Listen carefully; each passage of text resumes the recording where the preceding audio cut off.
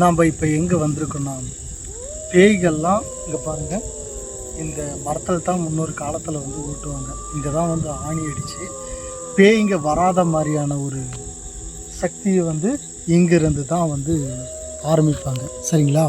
அந்த இடத்துக்கு தான் நம்ம வந்திருக்கிறோம். இந்த மரம் வந்து சாதாரணமான மரம் இல்லை. அந்த காலத்தில் பேயை ஓட்டுறதுக்காக பயன்படுத்தப்பட்ட மரம் தான் இந்த மரம். சரிங்களா? இப்போ இங்கே எதுக்காக வந்திருக்கிறோன்னா, பேயை கட்டுப்படுத்தக்கூடிய சக்கரம். நீங்களாம் நிறைய மாந்திரீகத்தை பார்த்துருப்பீங்க. கட்டுவாங்க. சரிங்களா?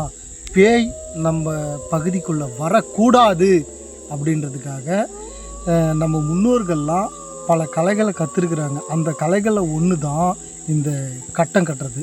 அதை நீங்கள் பாருங்கள். சரிங்களா?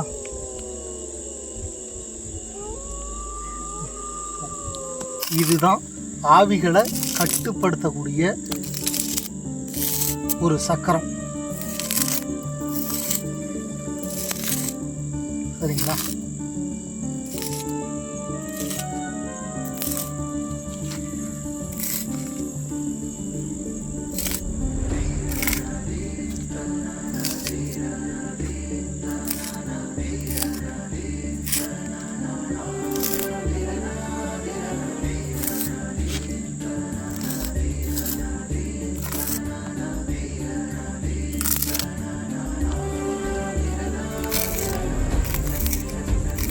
இதுக்குள்ளே தான் அந்த ஆவியை நிறுத்தி அந்த ஆவி எங்கேயுமே போகாத அளவுக்கு கட்டுப்படுத்தக்கூடிய இடம் இந்த இடம் தான். எவ்வளோ பெரிய தீய சக்தியாக இருந்தாலும் சரி, அந்த தீய சக்தியை இந்த கட்டத்துக்குள்ளே வரவழைச்சி இந்த கட்டத்துக்குள்ளே நிறுத்தி வெளியே வேறு எங்கேயுமே போகாத அளவுக்கு ஒரு மாந்திரீகத்தை நம்ம செய்ய போகிறோம்.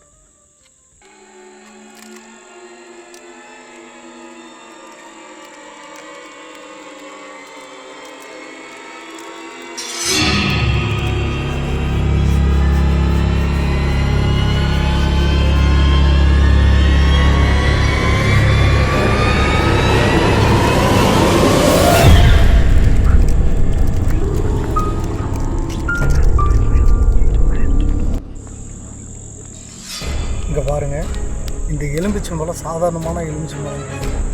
சரிங்களா? இப்பேற்பட்ட கெடா வந்து வெட்டுவாங்க இல்லைங்களா, ஒரு உயிர் பலி கொடுப்பாங்க. ஆனால் உயிர் பலி நம்மளால் கொடுக்க முடியாதுன்ற பட்சத்தில் நம்ம இறைவனை வழிபட்டு இந்த எலுமிச்சங்காவை புரிஞ்சு நம்ம போட்டோம்னா அதே ஒரு கெடாவுக்கு சமம். சரிங்களா? இந்த எலுமிச்சங்காய் வந்து ஒரு கெடாவுக்கு சமமான ஒரு பொருள் இந்த எலுமிச்சம்பழம்.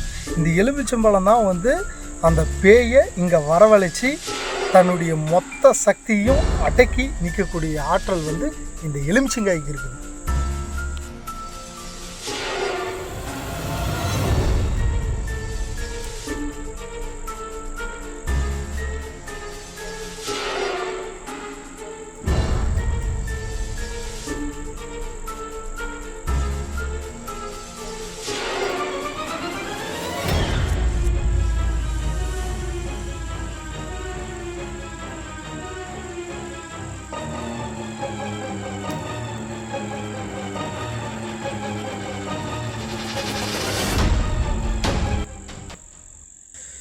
இது வரைக்கும் நம்ம செஞ்சிட்டோம். இதுக்கு மேலே செய்யப்படுத்தா ரொம்ப ஆபத்து.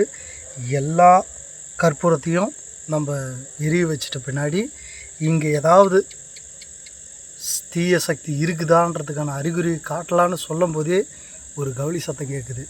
கவுளி சத்தம்னா அது உங்களுக்கே தெரியும். சரிங்களா? சரி, இதை நம்ம இப்போ பற்ற வைக்க போகிறோம். நான் வணங்கக்கூடிய அன்னை ஆதி பராசக்தியை வணங்கிட்டு நான் அந்த செயலை செய்கிறேன்.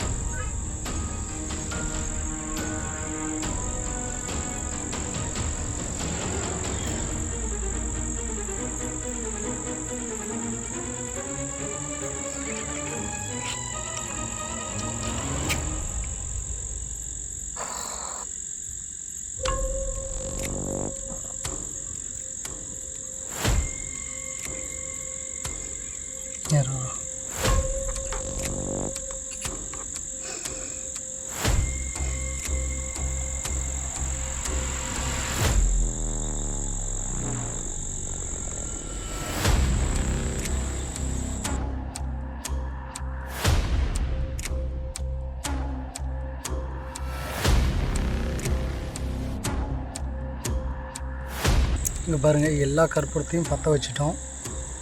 கற்பூரம் எரியுது. ஏதோ ஒரு திசையிலேருந்து ஏதோ ஒரு சத்தம் வருது.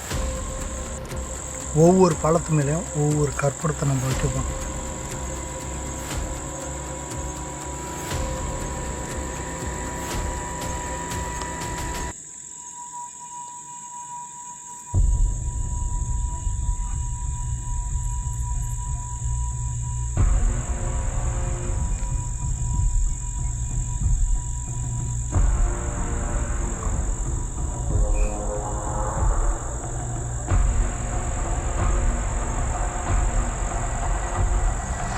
பாருங்கள், இது வரைக்கும் பற்ற வச்சதெல்லாம் பெருசு இல்லை. இப்போ எந்த பக்கம் முதல்ல அமையுதோ அந்த பக்கம்தான் தீய சக்திகளுடைய ஆதிக்கம் அதிகமாக இருக்குதுன்னு சொல்கிறாங்க. சரிங்களா? பாருங்கள், எந்த பக்கம் சீக்கிரம் அமையுதுன்னு பார்க்கலாம்.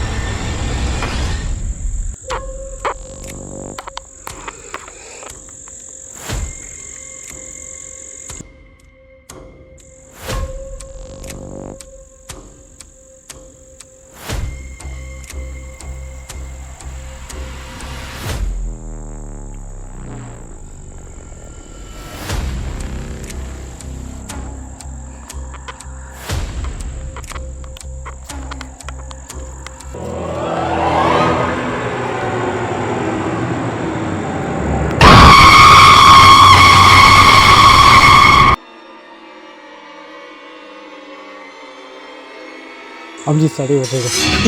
இந்த பக்கம்